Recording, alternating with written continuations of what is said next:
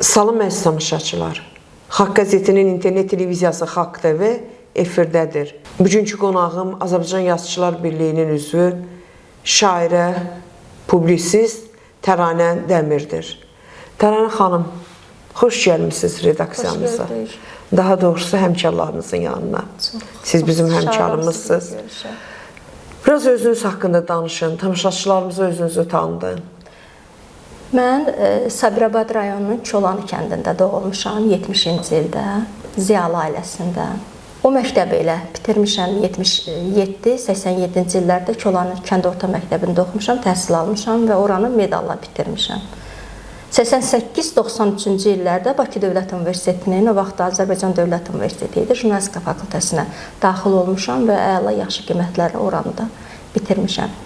Yaradıcılığa lap erkən yaşlarımdan başlamışam. Lap erkən yaşlarımda da dərc olunmuşam. İstəyir jurnalistika sahəsində məqalələrim dərc olunur. Orta məktəbdə oxuyandan. Oxuyandan, aha.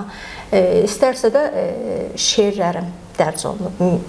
Yəqin ki, rayonun qəzetində ilk başlayıb. Rayon qəzetində də başlayıb, sonradan Respublika səviyyəsində qəzetlərdə dərc olunmuşam.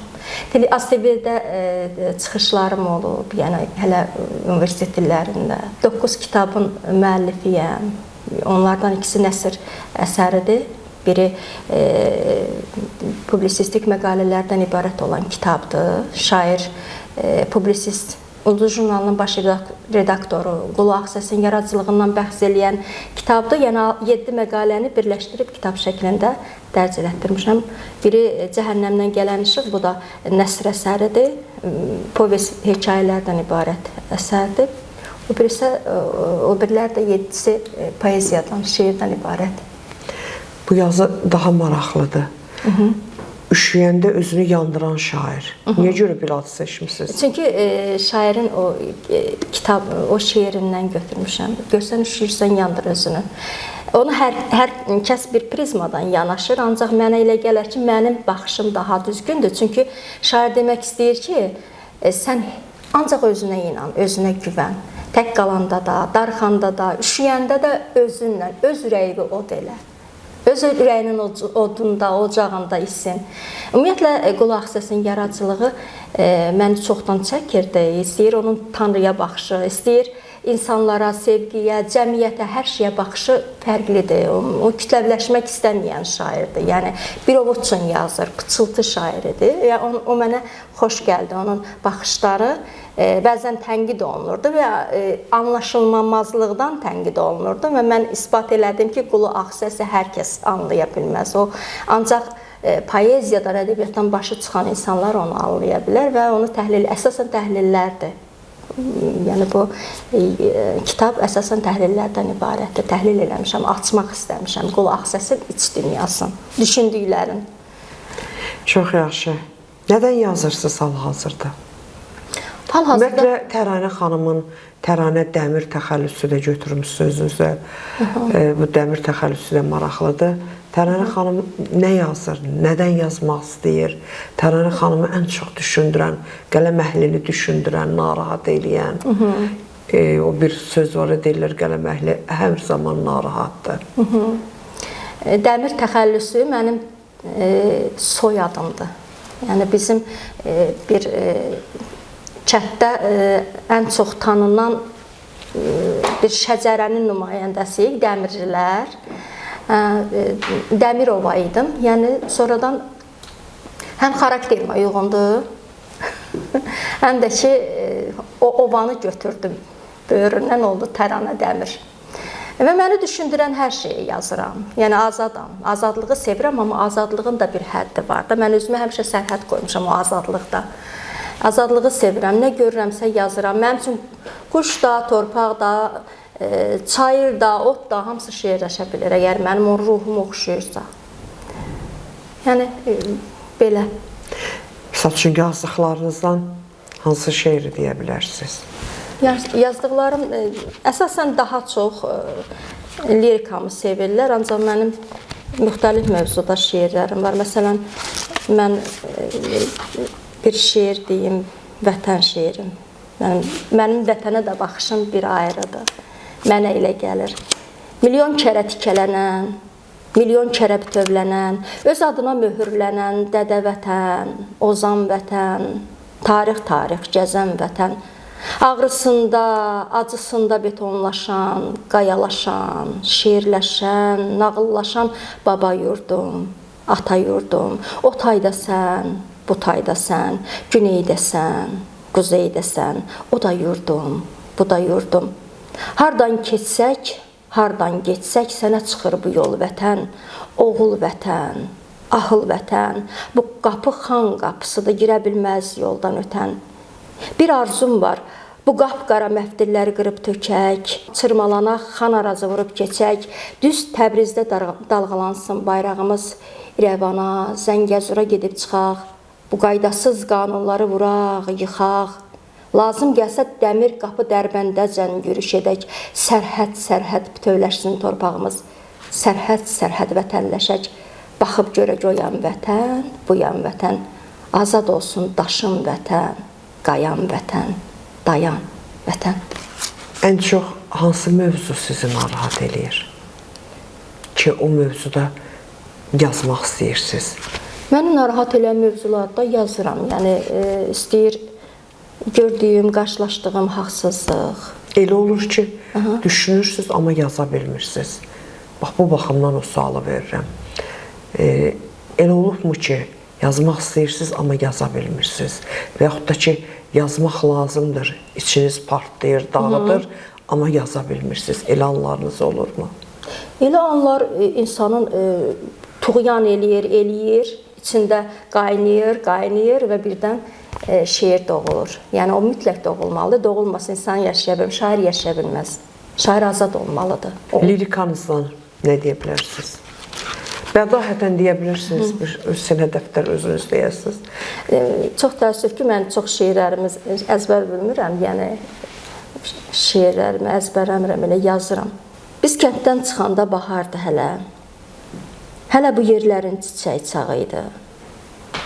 Hələ oğlanların dəli, havalı, qızların tərtəmiz mələk çağı idi. Qayıdıb gələndə gördüm yasanı, bu kəndin çəməni, otu qocalıb, böyürtkən kollarınacan, pişiyi qocalıb, iti qocalıb. Mənim gəlişimə sevinmədi heç, yollar tanımadı məni deyəsən. Yadından çıxmışam torpağın, daşın, dumanın, çiskinin, çənin deyəsən. Suvağı tökülən köhnə evlərin qapısı qocalıb, damı qocalıb. Məni tanımadı təzə qonşular, məni tanıyanlar hamı qocalıb. Üşüdüm buz kimi baxışın atda, yer tapa bilmədim özümə burada. Düşdü baxışlarım fikir toruna, durdu xatirələr üzümə burada. Biz kənddən çıxanda bahardı hələ. Hələ bu yerlərin çiçək çağı idi. Hələ oğlanların dəli, havalı, qızların tərtəmiz mələk çağı idi. Siz həyatın gözəlliyini bir şairə kimi, publisist kimi nədə görürsünüz? Mən həyatın gözəlliyini səmimiyyətdə görürəm, dostluqda görürəm, etibarda görürəm. Ətrafım zəngindirsə, mən də xoşbəxtəm. Nə mənada daxili zəngindirsə, mən də xoşbəxtəm. Demək, onunla danışa bilirəmsə, ünsiyyət qura bilirəmsə, demək, mən xoşbəxtəm. Mənim ətrafımda dəyərli insanlar varsa, mən heç vaxt maddiyyata söykənmirəm, həmişə mənəviyyatla danışıram. Mənəvi varlığı isbat eləmiş insanlarla ünsiyyət qurmağı mən özümə böyük dövlət sanıram. Bu mənada həyatın gözəlliyi, insan əgər varsa, insan əgər yaşayırsa, nəfəs alırsa, bu elə gözəllikdir də. Şeiriyyət özü rənglərin, çalarların vəhdətidir. Hansı rəngi sevirsiniz? Hansı rəngi şeirlərinizdə görürsünüz? Əsasən mən həyatımın elə zamanıdır ki, mən payızı sevirəm artıq. Mən zamanında payızı sevmirdim, amma indi o qədər payızlar, rəngarəng payız şeirlərim var ki, hətta oxucunu da payıza sevdirmişəm. Yəni payız, mənim payız rəngi gözəldir mənim üçün. Yəni həyatımın bəlkə də o dönəmindəyəm. Payız mənim üçün çox doğmadır. Payızın rəngi də doğmadır. Payız şeirlərim çoxdur həddindən artıq. Mən əsasən təbiət şairi də deyirlər. Yəni təbiətə yağış, külək, bir ayrı yanaşmalarım var. Deməli, siz rənglərin çalarlarında fəsilləri də artıq ayırmısınız bir-birindən. Payız fəslini sevirsiniz. Belə anladım. Payızı da sevirəm, baharı da sevirəm. Əsasən indi payızdayam, duyğularım payız fəslindədir. Ona görə payızdan yazıram daha çox. Bəs qış fəslinə münasibətiniz necədir? Qışda darıxıram. Qışda darıxıram. Yəni qışın da, qış haqqında da şeirlərim var, amma qış insanın sazağın, şaxtanın, o duyğuların şaxta vurmuş vaxtıdır da, qış fəslidir.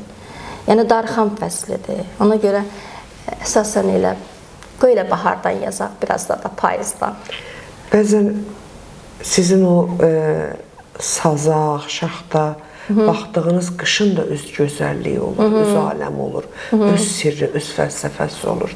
Siz qışda bir seyir, bir fəlsəfə kəşf edə bilmirsinizmi? Duyğularınızla. Qışda, yəni qışın da yəni özünün gözəlliyi var. Yəni o sözsüz bütün fəsillər gözəldir. Amma mən qışda çox darıxıram. Bilmirəm, o mənim bəlkə də xarakterimdən irəli gəlir. Mən qışda darıxıram. Əsasən darıxan şeirlərim də qışda doğulur.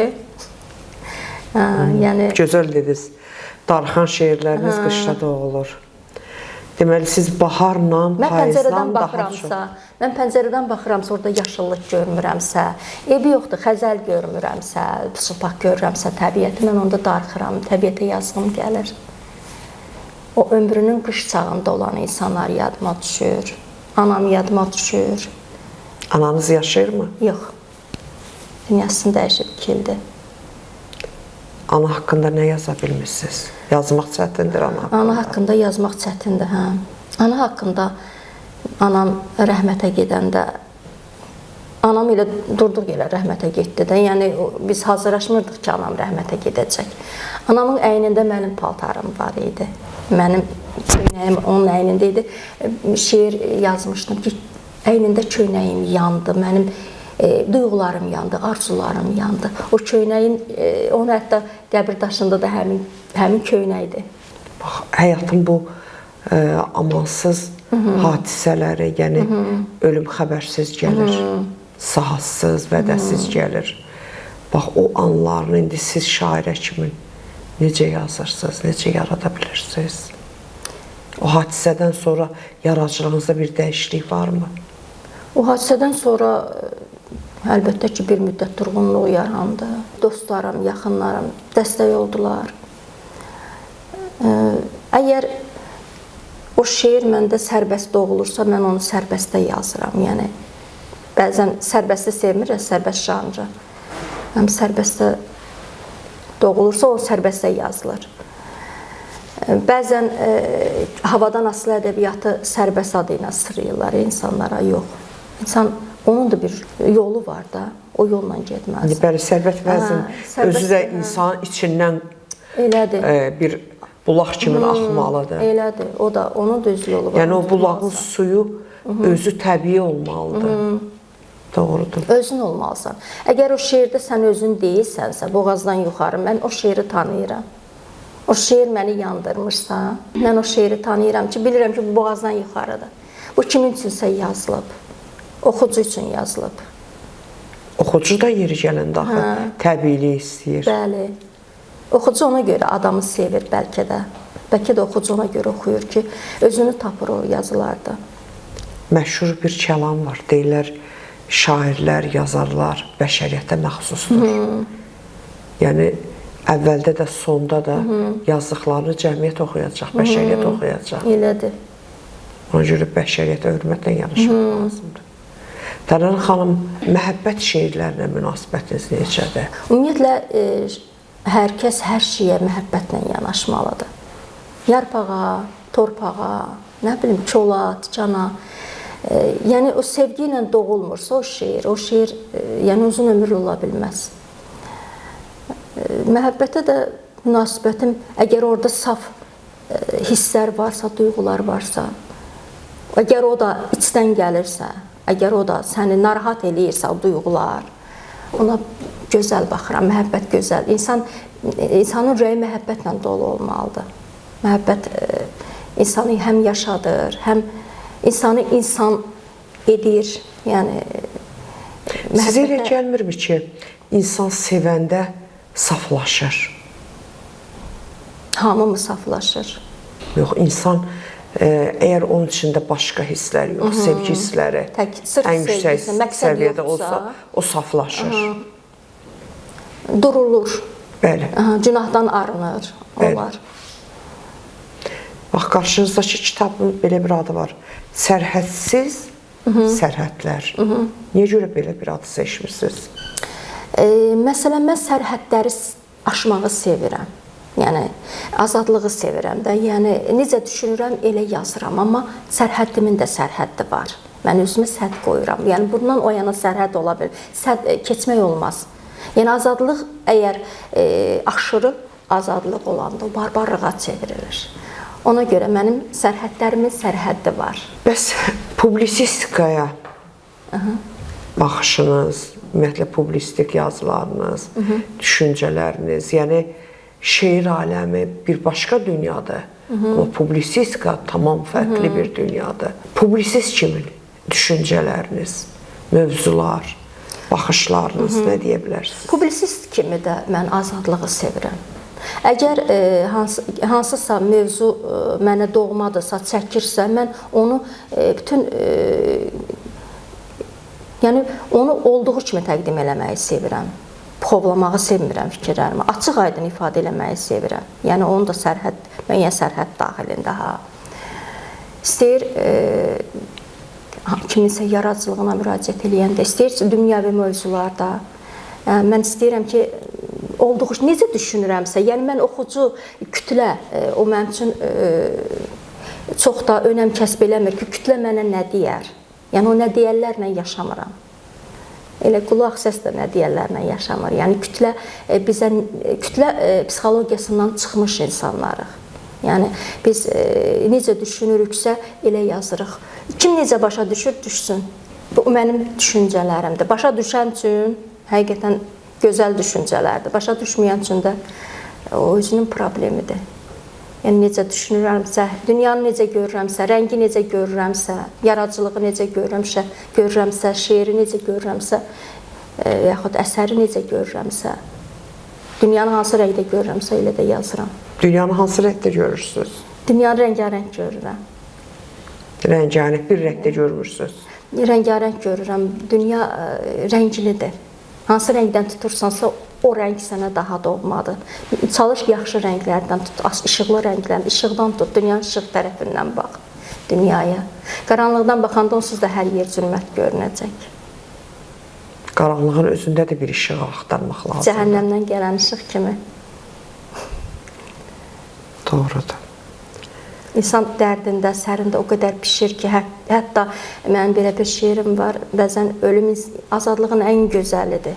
Bəzən ölümdə belə işıq axtar, işıq tapır insan. Ölümü ilə azadlığa qovuşur. Dərdində, sərində o qədər pişir ki, ölüm sənin üçün bir işıq olur, işıq ucudur, oradan tutub gedirsən. Yəni mən belə düşünürəm. Məsələn, ölüm məfhumuna münasibətiniz necədir? Ölüm nədir sizin üçün? Ölüm bu gün həyatda duyğudur. Ən real fakt ölümdür. Yəni məşhur bir mahnı da var, ölümdən başqa hər şey yalan. Elədir. Siz necə düşünürsünüz? Mənim üçün hər şey bu dünyadadır. Yəni elə yaşa ki, ölümsüzlüyə qovuş. Bir də ki, mən ölümə qlobal bir problem kimi baxmıram. Yəni ölümdən qorxmuram. Ölüm də insana ən yaxın olan ölüm də bir varlıqdır. Ən yaxın. Yəni qaşla gözün arasında. Yəni ölümü də qəbul eləmək. Baxır necə qəbul eləyirsən. Hay-harayla, hay-küylə qəbul eləmək lazım deyil. Ölüm də insana ölümə bəzən insanlar o qədər qorxu hissi ilə yanaşırlar ki, yox, məndə o hiss yoxdur. Ölüm bəlkə də ən ali, ən uca zirvədir. Ölümdən o yana zirvə yoxdur. Bəzən insan ölümü ilə o zirvəyə ucalır. Ölümü ilə haqq eləyir o zirvəni. Bəzən yaşayan adamlar var, amma o zirvəni fəth eləyə bilmirlər. Yəni o qədər yaşayan ölülər də var ki. Bəli, yaşayan ölülərin faciəsi böyükdür. Bax bu zaman kəsiyində nə yazırsınız, nə yaradırsınız? Hazırki zaman o qədər təlatümlüdür, o qədər keşməkeşlidir ki, mən hərdən gənclərə də yazğım gəlir. Yəni biz bəlkə də o etapı keçmişik, birazca da olsa yaşamışıq. Hazırda çox dünya qarma-qarışıqdır. O qarma-qarışıqlığın içində xoşbəxt olmaq olurmu? Hər kəs xoşbəxt olmaq istəyir, hər kəs nəyisə nail olmaq istəyir, hər kəs o sevgini dadmaq istəyir. Amma bu qarma-qarışıqlıqda, bu təlatümün içində heç kəs özünü tapa bilmir. Heç kim xoşbəxt deyil, adı var. Heç kim xoşbəxt ola bilmir. Yəni elə bir zamandayıq. Elə bir zamandayıq. Xoşbəxtliyi nədə görürsünüz? Xoşbəxtliyi, baxın, mən uşaqlarımda görürəm. Ətrafım xoşbəxtdirsə, mən xoşbəxtəm. Tək mən özümdən xoşbəxt ola bilmirəm. Ətrafımdakılar, insanlar xoşbəxtdirsə, yəni problemlərdən bezmirlərsə, ölüm faiz aşağıdırsa, insanlar bitkə çörək tapıb yeyə bilirsə, kiməsə ağız açmırlarsa, mən xoşbəxt oluram onda, mən xoşbəxtliyi onda görürəm. Uşaqlarım arzularına çatırsa, yəni mən o qədər, mən yaşamışam, yəni azdan çoxdan, mən o xoşbəxtliyi azdan çoxdan dadmışam. Yəni o dadmayanlar, o xoşbəxtliyi, o həyatı dadmayanlar görəndə mən xoşbəxt oluram. Problemlərdən uzaq olanda xoşbəxt oluram. Yəni insanlar problemlərdən uzaq olur. Mən özüm üçün yaşamıram, sevmirəm. Sırf mənim üçün xoşdursa, dünya gözəldir, yox. Mənim elə prizmadan yanaşmıram həyata, xoşbəxtliyə. Zaman məfhumu sizin üçün nə deməkdir? Zamanın ölçü meyarı deyirlər. Zaman nə deməkdir? Zaman keçir, anda, keçir, gedir. Zamanı tutub saxlamaq olmur. Zaman, mən hərdən düşünürəm ki, ən qəddar düşməndir. İnsanı özündən uzaqlaşdırır, mənindən uzaqlaşdırır, sevincindən uzaqlaşdırır, axıb gedir. Qazanırsan da, itirirsən də. Qazandığın uğurların ola bilər, amma həyatın gedib, ömrün gedib, illərin gedib. Zamanı saxlamaq imkanınız, iqtidarınız olsaydı nə eləyərdiniz? Mən həmişə onu düşünürəm. Mən zamanı saxlaya bilsəydim, zamanı geriyə döndərə bilsəydim, mən uşaqlığıma dönərdim. O illər bizim ən saf vaxtlarımızdır da, dünyanı rəngli görürük, hər şey gözəldir, işıqlıdır. Yəni elə problemlər yoxdur. Böyük arzularla yaşayırıq. Böyük arzularla yaşayırıq. İrəlidə də hər şey can atırıq, böyüməyə can atırıq. Amma mən zamanı geri qaytara bilsəydim, heç mən böyüməyi də istəməzdim. Elə anamın yanında, nənəmin yanında. Elə uşaqlığımda qalardım. Uşaqlığımda qalardım, hə. Siz demə, insan böyüdükcə dərdi də böyüyür. Uşaqlıqda dərd olmur. Yox. Deməli, bizim valideynlərimiz də o hisslərlə yaşayıblar. Bizi də o hisslərlə böyüdüblər. Mən hərdən fikirləşirəm ki, demək, mənim valideynlərim də o qədər o problemlərlə uğraşıblar ki, əlləşiblər, amma bizim xəbərimiz olmayıb. Necə ki, mən o problemlərin içinə girəndən sonra anladım onları. Bir şeir deyin, əgər ürəyinizdə nəsə qalıbsa, deyin, danışın. Yox, qalmayıbsa, deyirəm, bu görüşümüzü şeirlə tamamlayaq. Mən odda pişən adamam, mən dərd deyişən adamam, sığışmıram yerə yurda, mən göydən düşən adamam. Min yerimdən qanadıblar, min yerimdən sarınmışam. Tanrıdan daş bəndəsiyəm, dərddən sərdən barınmışam. Yandırıb kül eləyiblər, külümlə oynama adam. Özünü məndən uzaq tut, ölümlə oynama adam. Mən sizə yaradıcılıq uğurları arzulayıram. Çox sağ olun. Arzu edirəm növbəti görüşümüzdə daha böyük uğurlarınızdan söhbət açaq. Çox sağ olun. Və təşəkkür edirəm. Bu dünyadan, bu zamandan kiley-küsar eləməyək. Əgər daha işıqlı tərəfdən baxaq dünyaya. Bəli. Əgər qismət, talih buna imkan verərsə. İnşallah, amin. Ümumiyyətlə, sonluq olaraq sizdən soruşmaq istəyirəm. Taleyin yazısına, qismətinə, şairəsiz, qələm əhlisiz. İnanırsınızmı? Hərdən inanıram, hərdən də deyirəm ki, elə qismət öz əlimizdəymiş.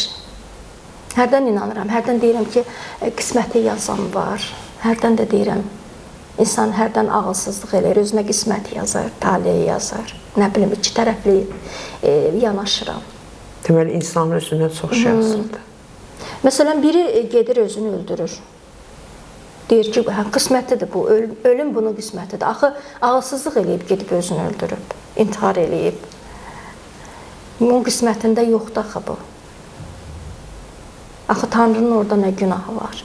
İnsanın bir ağlı da olar, düşüncəsi də olar, dərk eləməyi bacarığı olar. Tanrının yaratdığı Tanrı bizə ağıl verib, ən mükəmməl varlıq insandır. Elədir. Çünki insanın şüuru var. Elədir.